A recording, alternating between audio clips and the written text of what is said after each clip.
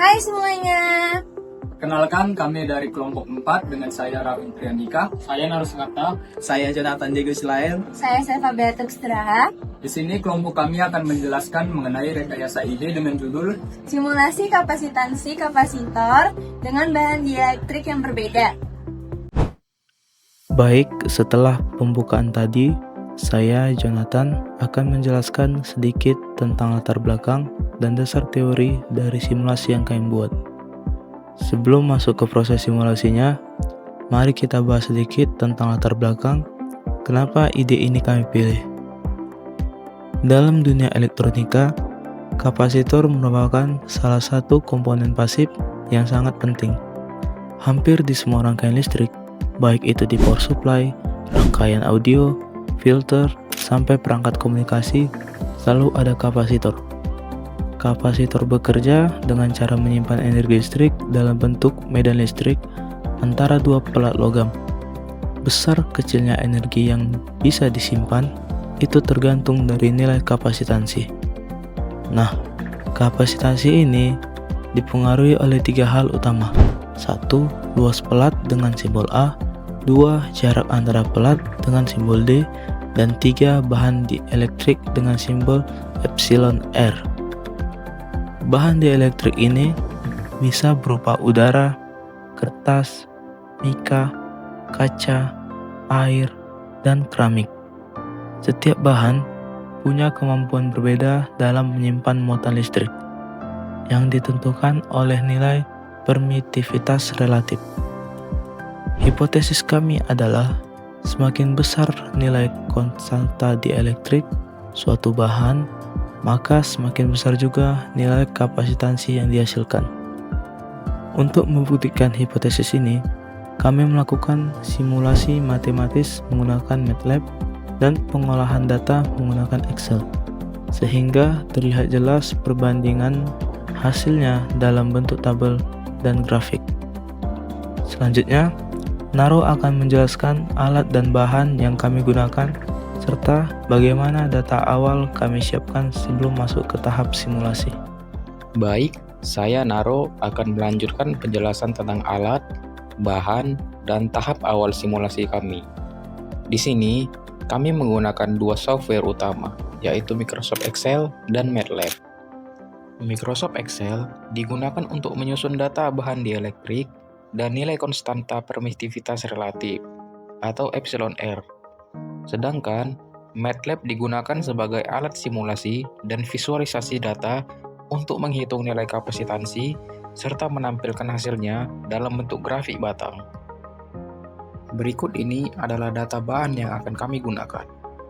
Nantinya, semua bahan ini akan dimasukkan ke dalam tabel Excel. Tabel akan digunakan untuk melakukan simulasi kapasitansi di MATLAB.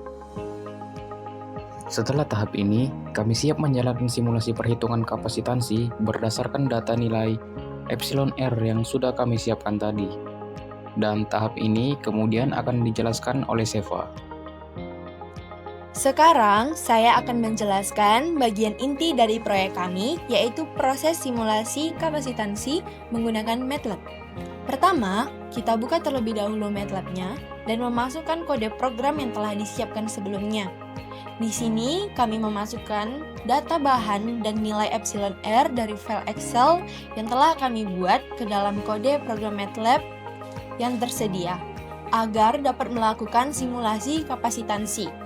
Sebelum itu, kita perlu menyimpan programnya terlebih dahulu.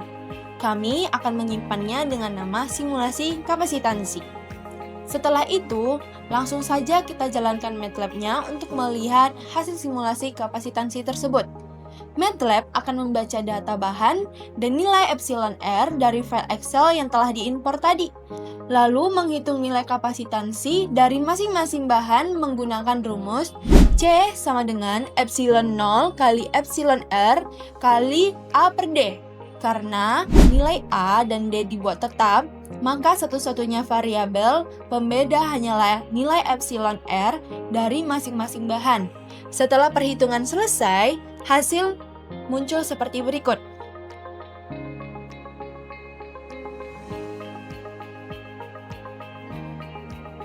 Nilai-nilai ini divisualisasikan oleh MATLAB dalam bentuk grafik batang. Dari grafik terlihat bahwa keramik memiliki nilai kapasitansi paling tinggi, diikuti oleh air, kemudian kaca, mika, kertas, dan terakhir udara.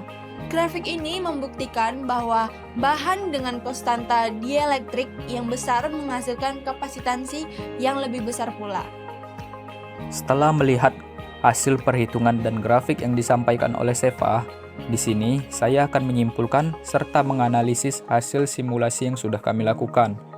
Di sini, pola yang terlihat jelas adalah semakin tinggi nilai konstanta dielektrik atau epsilon R suatu bahan, maka semakin besar pula kapasitansi yang dihasilkan.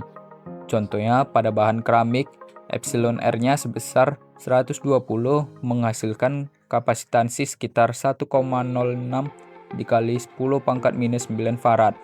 Nilai ini jauh lebih besar jika dibanding dengan udara yang nilainya 8,85 dikali 10 pangkat minus 12 farad. Nah, dari data ini bisa kita analisis bahwa setiap bahan memiliki karakteristik unik serta aplikasi yang berbeda-beda. Misalnya pada bahan keramik, nilai kapasitansinya memiliki nilai yang tinggi serta cocok digunakan untuk kapasitor daya tinggi ataupun kapasitor dengan nilai besar. Untuk aplikasinya ada pada power supply atau perangkat konversi daya, namun sifatnya cenderung tidak stabil terhadap perubahan suhu sehingga kurang ideal untuk sirkuit presisi. Air juga memiliki kapasitansi yang besar, namun karena sifatnya yang konduktif serta mudah menguap, air lebih cocok digunakan untuk eksperimen laboratorium ataupun pengujian teoritis, bukan untuk kapasitor komersial jangka panjang. Kaca dan mika memberikan nilai kapasitansi sedang, namun memiliki stabilitas yang sangat baik terhadap suhu dan tegangan. Oleh karena itu, kedua bahan ini sangat direkomendasikan untuk kapasitor presisi ataupun aplikasi frekuensi tinggi, misalnya pada peralatan RF dan pengukuran ilmiah.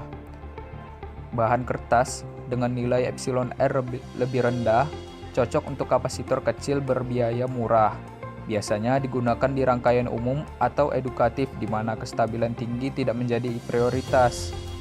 Sedangkan udara, meskipun nilai kapasitansinya paling kecil, justru menjadi standar referensi dalam pengujian dan perbandingan karena sifatnya yang netral dan mudah dikontrol. Kapasitor udara sering digunakan untuk pengujian eksperimental ataupun sistem kalibrasi. Baik, jadi kesimpulan yang dapat kita peroleh dari hasil simulasi tadi, yaitu jenis bahan-bahan dielektrik berpengaruh langsung terhadap kapasitansi kapasitor. Terus, bahan dengan konstanta dielektrik besar seperti keramik dan air mampu menyimpan muatan lebih banyak. Dan pemilihan bahan dielektrik tergantung kepada kebutuhan stabilitas, ukuran, ataupun kapasitansi besar. Melalui simulasi ini, kita dapat membuktikan teori fisika dasar tentang kapasitansi dan penerapannya dalam teknik serta industri. Baik, mungkin sekian saja penjelasan dari kelompok kami. Terima kasih telah menonton, semoga bermanfaat.